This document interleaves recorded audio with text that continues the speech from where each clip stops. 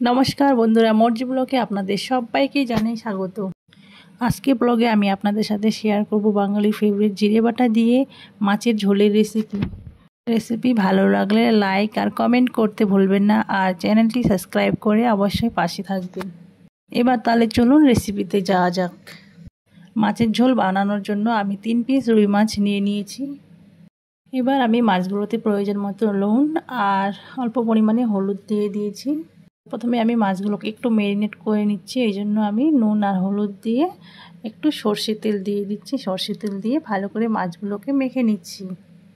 খুব অল্প পরিমাণে সর্ষের তেল মাছগুলো মাখানোর সময় দিয়ে থাকলে মাছের মধ্যে আস্তে গন্ধটা আর থাকে না। এবং নুন হলুদ আর সর্ষের তেলটাকে একটু ভালো মতো মাছগুলোর মধ্যে মাখিয়ে নিতে হবে। মাছটা এভাবে মাখিয়ে নিয়ে কিছুক্ষণের জন্য ম্যারিনেট হতে দিচ্ছি। এবার মাছটা রান্না করার জন্য যে মশলাটা লাগবে সেই মশলাটা আমি তৈরি করে নিচ্ছি।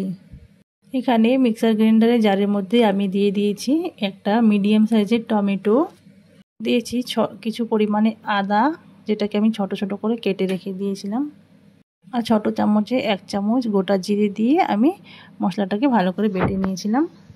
এইবার কড়া চাপিয়ে দিয়েছি। এবার কড়ার মধ্যে আমি দিয়ে দিচ্ছি 2 টেবিল চা চামচ পরিমাণে সর্ষের তেল, এবং তেলটা ভালোভাবে গরম হয়ে যাওয়া পর্যন্ত অপেক্ষা করছি।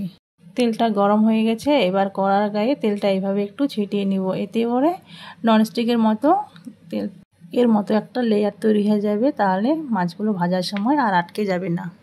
এইবার আঁচটা কমিয়ে নিয়েছি এবং একে একে নুন হলুদ দিয়ে মাখানো মাছগুলোকে আমি দিয়ে দিচ্ছি কড়ার মধ্যে।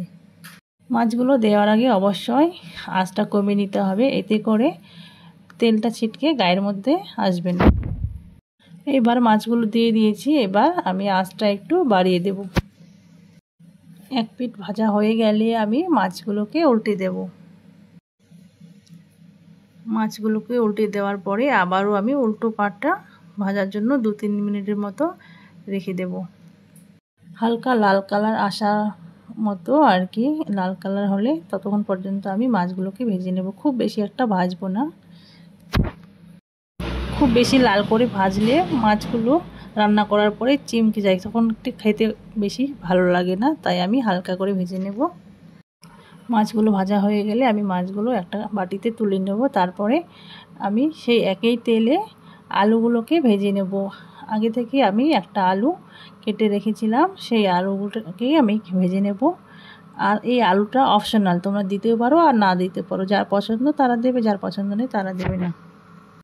আলুগুলোকে লাল লাল করে ভেজে নেওয়ার পরে আমি তুলে নিয়েছি। তারপরে সেই একই তেলে আমি ফোড়ন দিয়ে দিচ্ছি। 1 চা চামচ কালো জিরে, একটা তেজপাতা আর একটু কাশ্মীরি লঙ্কা গুঁড়ো দিয়ে ফোড়ন দিয়েছি। এতে আর কিছুই না, কালারটা একটু ভালো আসে। সবগুলোকে একটু ভেজে নেওয়ার পরে আমি বেটে রাখা মশলাটা দিয়ে দেব। এবার দেব 1/2 চা চামচ হলুদের গুঁড়ো। এবার সমস্ত কিছু ভালো করে মিশিয়ে নিয়ে তারপরে মশলাটাকে একটু কষিয়ে নেব, যতক্ষণ পর্যন্ত না মশলা থেকে তেলটা ছেড়ে দিচ্ছে। এবার এই যে দেখো মশলাটা একেবারে কষে নেওয়া হয়ে গেছে। এবার আমি দিয়ে দেব ভেজে রাখা আলুগুলো। আলুটা দেওয়ার পরে এবারও আরও মশলা আর আলুটাকে ভালো মতো কষিয়ে নিতে হবে। মশলাটা আমি 2-3 মিনিট ধরে কষে নিয়েছি। এবার আমি দিয়ে দিচ্ছি প্রয়োজন মতো লবণ। লবণটা দেওয়ার পরে ভালো করে মিশিয়ে নিয়েছি। এরপরে আমি দিয়ে দিচ্ছি পরিমাণ মতো জল। আমি এখানে মিডিয়াম জল দিয়েছি, যাতে করে ঝোলটা একটু পাতলা বেশি হবে না আর বেশি গাঢ় হবে না। আপনারা যেরকম চাইবেন সেরকম দিতে পারবেন। তারপরে 2-3 মিনিটের মতো আমি ঢাকনা দিয়ে আরও রেখে দিয়েছিলাম, যাতে করে আলুটা ভালো করে সিদ্ধ হয়ে যায়। তারপরে আলু সিদ্ধ হয়ে যাওয়ার পরে যখন একটু জলটা টেনে নিয়েছিল, তখন আমি মাছগুলোকে দিয়ে দিয়েছিলাম। এইভাবে মাছের ঝোল রান্না করলে শুধুমাত্র মাছের ঝোল দিয়েই যে কিন্তু ভাত খাওয়া হয়ে যায়। অবশ্যই এইভাবে একবার রান্না করে দেখবেন। আর আমার রেসিপিটা কেমন হয়েছে অবশ্যই কমেন্ট করে জানাবেন। আর আমার রেসিপি ভালো লাগলে অবশ্যই আপনার বন্ধু বান্ধব পরিবারদের শেয়ার করতে ভুলবেন না।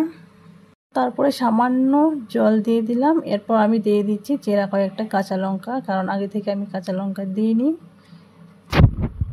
বন্ধুরা সবাই ভালো থাকবেন, দেখা হচ্ছে পরের ভিডিওতে। টাটা।